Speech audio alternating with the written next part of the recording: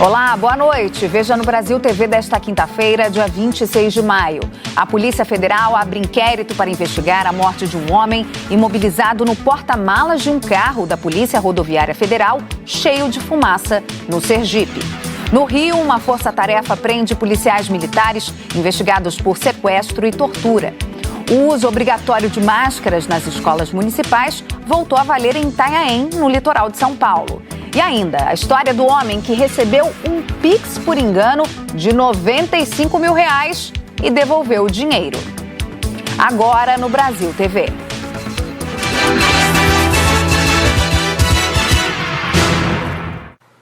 A Polícia Federal instaurou um inquérito para apurar a morte de um homem de 38 anos, em Sergipe, durante uma abordagem da Polícia Rodoviária Federal. Ele foi colocado dentro de uma viatura e fechado com um gás.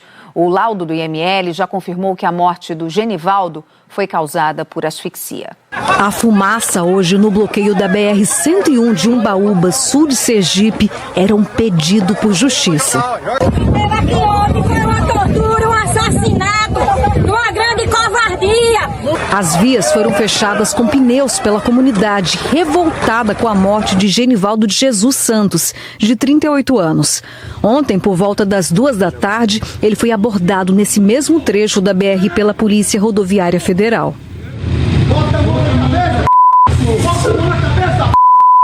A abordagem foi só o começo de cenas que chocaram quem estava por perto. Caído no chão, Genivaldo foi imobilizado, teve as mãos e pés amarrados. Ele foi colocado dentro do porta-malas da viatura. Nas imagens, o homem se debate, enquanto os policiais pressionam a porta. Uma fumaça densa sai do porta-malas. Genivaldo foi levado ao hospital, mas segundo a família, a médica que fez o primeiro atendimento disse que ele já chegou sem vida. Eu não chamo nem de fatalidade, isso aí foi um crime mesmo. Eles agiram com crueldade para matar mesmo ele. Eu estava em casa, ele saiu para ir na casa da irmã. E quando eu ia pegar o menino no colégio, um rapaz ligou. Fabiana, venha para aqui que pegaram o seu marido, então uma palavra que ele falou, massacrando o seu marido. Eu peguei um mototáxi e fui. Quando eu cheguei lá, já encontrei ele todo sujo de lama, todo machucado, já de buço dentro da viatura.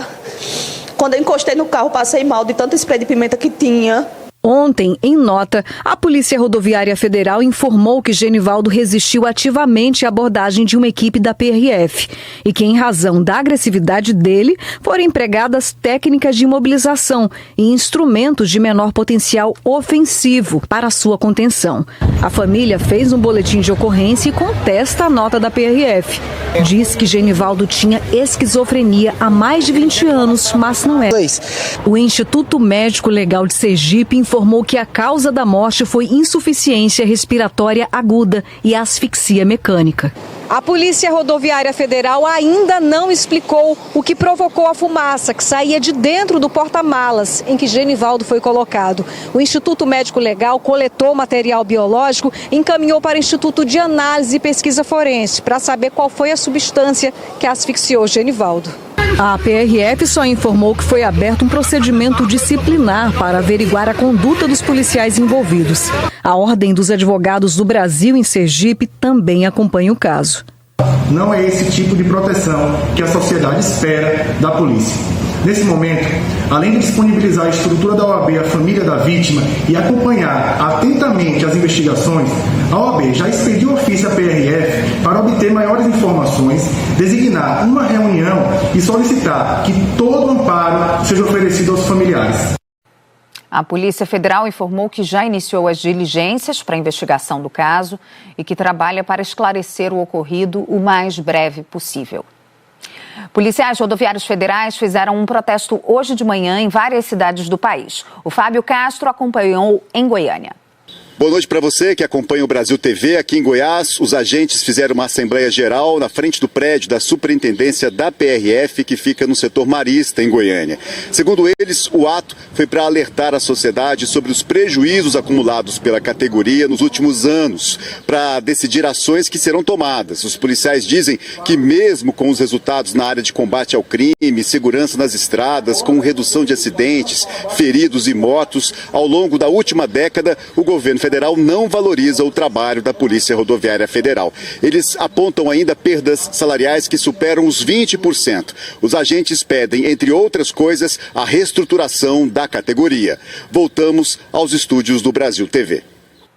E no Rio de Janeiro, 9 policiais militares foram presos hoje. De acordo com o Ministério Público, eles sequestravam e torturavam criminosos, cobravam dinheiro para fazer vista grossa para o tráfico e vazavam operações. Entre os investigados está o comandante do batalhão de Duque de Caxias, afastado do cargo. Agentes do Ministério Público e da Polícia Militar foram às ruas para cumprir 11 mandados de prisão contra PMs e 35 de busca e apreensão. Um dos endereços era do batalhão de Duque de Caxias, na Baixada Fluminense.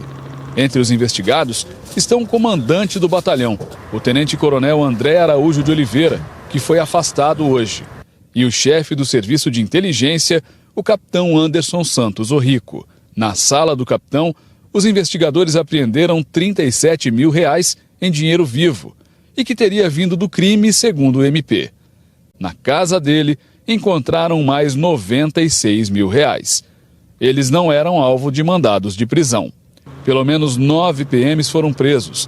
Na casa de um deles, o subtenente Antônio Carlos dos Santos Alves, havia fuzis, munições, radiocomunicadores, joias e R$160 mil em dinheiro. De acordo com o Ministério Público, o grupo fazia incursões para matar os traficantes que não pagavam propina, como recado para outros criminosos. E as mortes eram dissimuladas, como autos de resistência, ou seja, quando um policial mata uma pessoa e alega legítima defesa. As investigações começaram em 2020, depois da apreensão do celular de um dos militares numa outra operação contra as milícias no Rio. Segundo o Ministério Público, mensagens e ligações revelaram casos de tortura e assassinatos em troca do dinheiro do crime. O celular pertencia ao então segundo sargento Adelmo Guerini, um dos presos hoje. Num dos diálogos interceptados pelos investigadores, o sargento Denilson Sardinha combina com o sargento Mário Saraiva a execução de um traficante identificado como Soldado, que não teria pago a propina. Sardinha diz: "Vamos nesse tal de Soldado também." E Marinho responde: "Corpinho amanhã. Até porque temos que mandar um recado bem dado para aquele lado."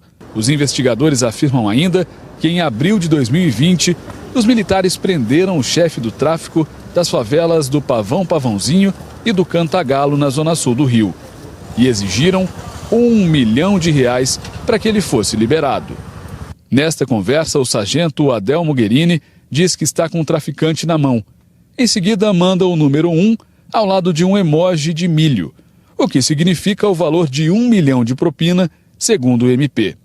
Logo depois, o sargento completa: metade para a Polícia Civil e metade para a gente. Este áudio revela o monitoramento de uma das bocas de fumo onde a quadrilha teria ido extorquir dinheiro de traficantes. Tá bonita a boca, Deon. Tá bonita. Tá formada, tem fila, tem arma, tem dinheiro pra caramba. Muito dinheiro.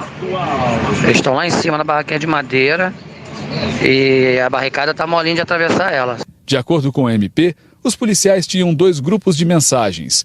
Um chamado Os Mercenários, que deu nome à operação de hoje, e outro chamado Corujas Assassinas. Nesta outra conversa, o capitão Anderson Santos Orrico diz que não se importa com a morte de inocentes em operações policiais.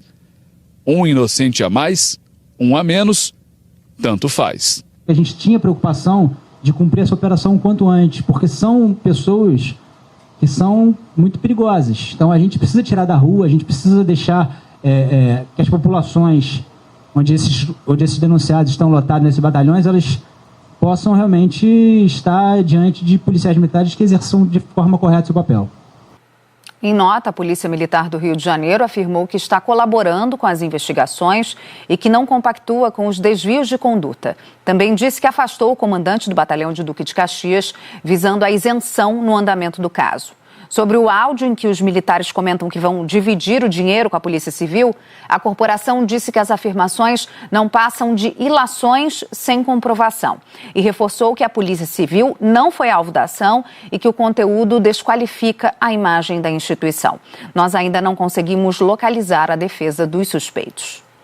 E a Polícia Civil do Rio corrigiu o número de mortos na operação policial na Vila Cruzeiro, no Complexo da Penha, na terça-feira. São 23 ao todo. A polícia afirmou que 3 pessoas mortas em outra comunidade no mesmo dia foram incluídas na conta. O confronto e o pavor em meio a uma guerra que parece sem fim. As consequências da operação de terça-feira continuam. Hoje foi confirmada mais uma morte pelo Hospital Estadual Getúlio Vargas. 3 feridos continuam internados, um deles em estado grave. Os outros 2 estão com quadro clínico estável. Entre eles, um policial civil atingido por estilhaços. Hoje a Polícia Civil corrigiu o número de mortos na operação da Vila Cruzeiro. São 23 até o momento e não 26 como havia sido divulgado. 3 pessoas que estavam na lista, segundo a polícia, morreram num confronto entre quadrilhas rivais no Morro do Juramento, também na zona norte do Rio. O tiroteio aconteceu no mesmo dia da operação das polícias Militar e Rodoviária Federal. E todos os feridos foram levados para o mesmo hospital. Dos 23 mortos na Vila Cruzeiro, o Instituto Médico Legal do Rio já identificou 22. Só falta confirmar a identidade de uma pessoa que seria do Pará. O corpo de Heraldo de Novaes Ribeiro, apontado como chefe do tráfico na cidade paraense de Moju, já foi reconhecido. Na lista também estão mortos do Amazonas e da Bahia. O Portal dos Procurados divulgou a fotografia de 3 traficantes do Pará que ainda estariam escondidos no Complexo da Penha. Esse vídeo, feito dias antes da operação, mostra agentes da inteligência da PM entrando na Vila Cruzeiro e a movimentação de homens armados na comunidade. Um deles, de camisa azul, está na lista dos mortos divulgada pela Polícia Militar. Segundo fontes da PM, é o traficante Patrick Andrade, da favela do Jacarezinho. O Ministério Público Estadual e o Federal abriram procedimentos para investigar a operação. Ontem, representantes da Defensoria Pública e da OAB estiveram na Vila Cruzeiro e percorreram a área de mata no alto da comunidade, onde teria acontecido a maioria das mortes, segundo testemunhas. Havia marcas de tiros nessa caixa d'água e dentro dessa casa um tiro atingiu a geladeira. A Comissão de Direitos Humanos da OAB do Rio afirma que há indícios de execução. Aqui em loco vê diversas manchas de sangue, onde as pessoas foram mortas e muita gente morta nas mesmas regiões, nos mesmos lugares. É indício de que pode ser de execuções. Então a gente está para aguardar aí a perícia e continuar acompanhando o desenrolar das investigações. E a gente fala agora da chuva no Recife e nas cidades vizinhas. Depois de mais de 24 horas de buscas, os bombeiros de Pernambuco encontraram os corpos de 2 pessoas que estavam desaparecidas desde ontem em um deslizamento de terra. Até agora, são 3 mortes confirmadas. De acordo com a Agência Pernambucana de Águas e Climas, a cidade de Olinda, no Grande Recife, foi a que mais choveu nos últimos dias. Em 24 horas, choveu o esperado para 20 dias seguidos do mês de maio. No bairro de Águas Compridas, uma barreira deslizou, atingiu 2 casas e matou um homem de 62 anos de idade. Bem perto dali, uma outra barreira também deslizou, atingiu 2 casas e matou um casal. Os corpos só foram retirados dos escombros no começo da tarde de hoje. E ainda hoje de manhã, aqui em Olinda, os bombeiros começaram as buscas por um motociclista que, de acordo com testemunhas, caiu neste canal que transbordou. Toda esta parte da avenida estava coberta pela água, mas, de acordo com as pessoas, ele tentou passar pelo local, mas foi arrastado pela correnteza. E também chove forte em Alagoas, onde já são mais de 1.000 desabrigados. A Defesa Civil confirmou que 31 cidades decretaram situação de emergência. Boa noite para você que acompanha o Brasil TV. 90% dos municípios alagoanos foram atingidos pelas chuvas. Aqui em São Miguel dos Campos, o rio que passa ao lado da cidade transbordou. Mais de 200 pessoas ficaram desalojadas e foram para abrigos improvisados. 2 homens estão desaparecidos. Segundo moradores, eles foram arrastados pela correnteza. Durante todo o dia, os trabalhos foram concentrados no socorro às pessoas que ainda estavam ilhadas. Em Maceió, os riscos de deslizamentos são grandes em vários bairros.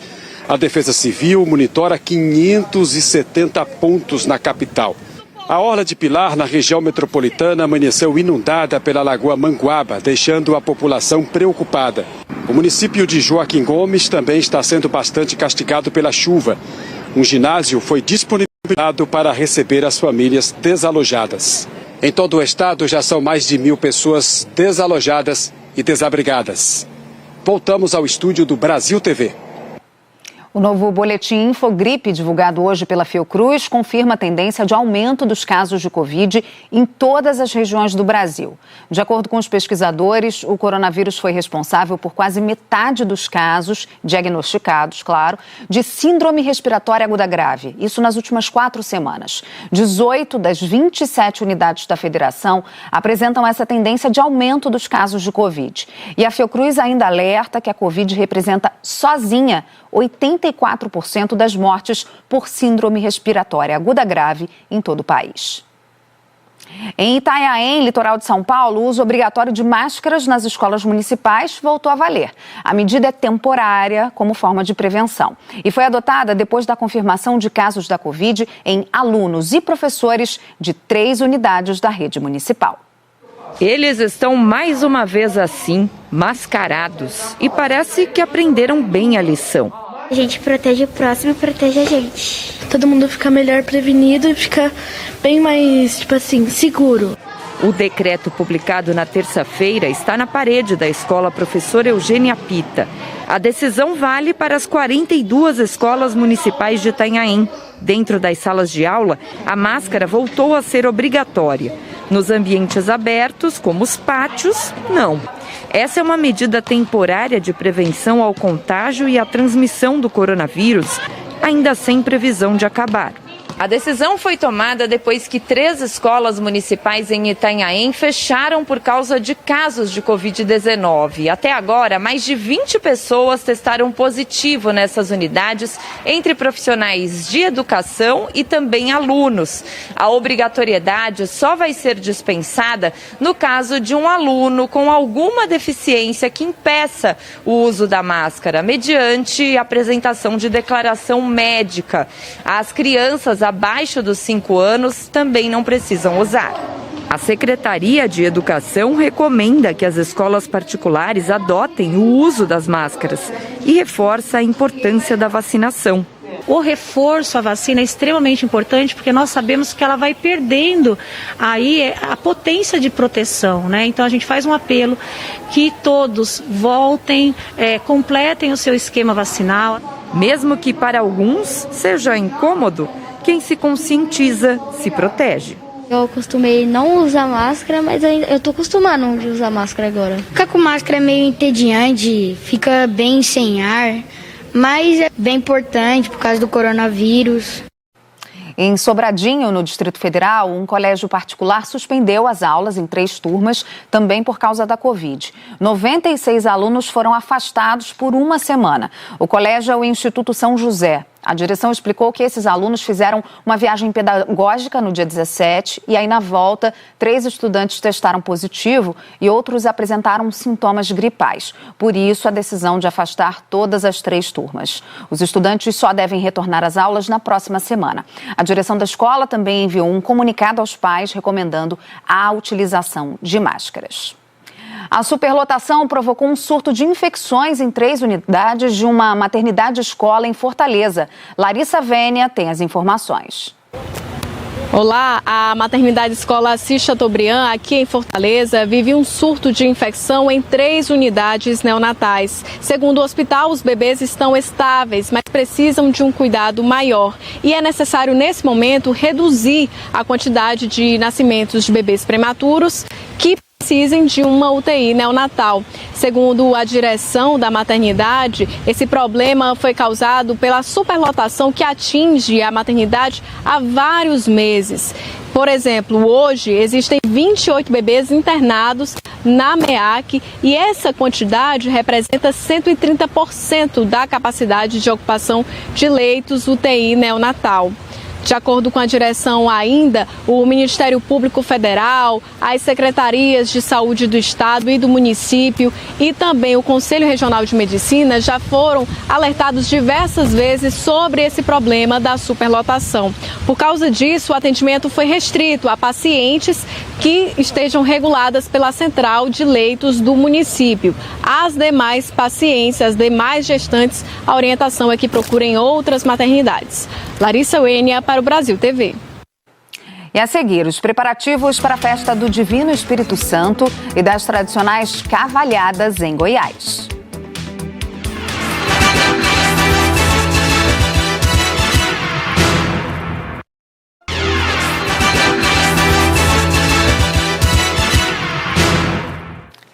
Brasil TV de volta, falando do clima da festa do Divino Espírito Santo e das tradicionais cavalhadas em Goiás. O Felipe Costa foi até Pirenópolis para acompanhar os preparativos para os dois eventos, que este ano serão presenciais. Olá, boa noite para você que acompanha o Brasil TV. A histórica Pirenópolis, a 130 quilômetros de Goiânia, tem uma extensa programação até o próximo dia 16 de junho, dia de Corpus Christi. São mais de 200 anos das tradicionais cavalhadas, uma representação das batalhas entre mouros e cristãos. Uma tradição introduzida aqui no Brasil pelos padres jesuítas em 1820. Ela mobiliza e emociona a população aqui de Pirenópolis. Cavaleiros também partiram da igreja matriz rumo à zona rural, levando a folia do Divino até domingo, com reza, dança e música. Eles são recebidos por moradores que agradecem pela visita, dando pouso, um cantinho para descanso, alimentação. Nos próximos dias, a programação continua com procissão, missas, mascarados, congadas e outras manifestações folclóricas. No final da tarde, há ensaios das corridas com cavalos para as tão esperadas cavalhadas. Elas acontecem para valer nos dias 5, 6 e 7 de junho. Nesses dias, a cidade fica lotada de turistas. Voltamos ao estúdio do Brasil TV. E olha essa história. Em Gurupi, no sul do Tocantins, um homem recebeu, por engano, na conta dele, um Pix de R$95 mil. E aí, sabe o que ele fez? Devolveu o dinheiro. O ato de honestidade ganhou repercussão nas redes sociais. O Jairo conta que estava trabalhando quando recebeu uma ligação inusitada. Do outro lado da linha, um empresário desesperado que tinha acabado de fazer um Pix de R$95 mil para a conta do Jairo.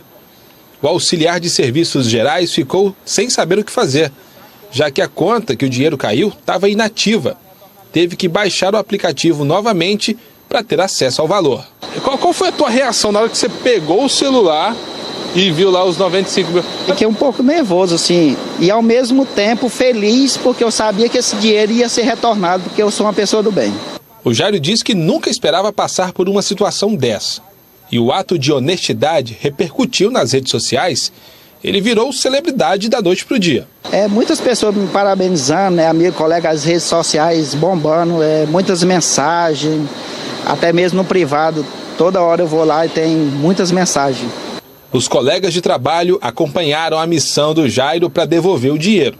O primeiro a ficar sabendo foi o gerente dele, o Weber. A atitude do nosso colaborador, o Jairo, vem de uma surpresa para todo mundo, que não é surpresa porque ele é um rapaz honesto, O empresário que fez o Pix errado mora em Palmas e é dono de uma loja de veículos. Por videochamada, ele contou o que aconteceu. Errou apenas um número da chave Pix quando foi transferir o dinheiro. Não, eu estava com o cliente meu fazendo um acerto com ele, eu tinha vendido a caminhonete desse cliente meu aqui, tirei minha comissão e fui passar a parte dele, que é o dinheiro da caminhonete dele. Aí perguntei o Pix dele, ele informou tudo certinho, mandei ele confirmar, ele confirmou, eu mandei a grana. E aí eu peguei e mandei o comprovante para ele, e ele foi embora. Aí depois de uns 20 minutos, 30 minutos mais ou menos, ele voltou aqui fora para mim. O dinheiro não caiu na minha conta e essa conta aqui não é minha, não. Kleber ficou feliz pela atitude do Jairo. Se tornou amigo e quer conhecê-lo pessoalmente. Ele vai vir aqui em Palmas aqui pra gente almoçar junto, trocar as ideias. Quero conhecer demais, viu? O Jairo já estava feliz pelos agradecimentos da pessoa que tinha feito o Pix errado. Mas para surpresa dele, ainda teve algo a mais. Ele acabou recebendo uma gratificação financeira. Jairo trabalha numa indústria de produtos de limpeza. Ganha pouco mais de um salário mínimo. O dinheiro da gratificação vai servir muito para ele esse mês. Eu não estava nem esperando essa quantia que ele me deu, né? Quase referente ao meu salário, né? Estou muito feliz, foi bom para mim, foi bom para ele também, né? Grande Jairo, o Brasil precisa de mais gente como você, viu? Brasil TV fica por aqui. Outras notícias no Jornal Nacional, às 20h30 da noite, hora de Brasília. Excelente noite para você. Até amanhã.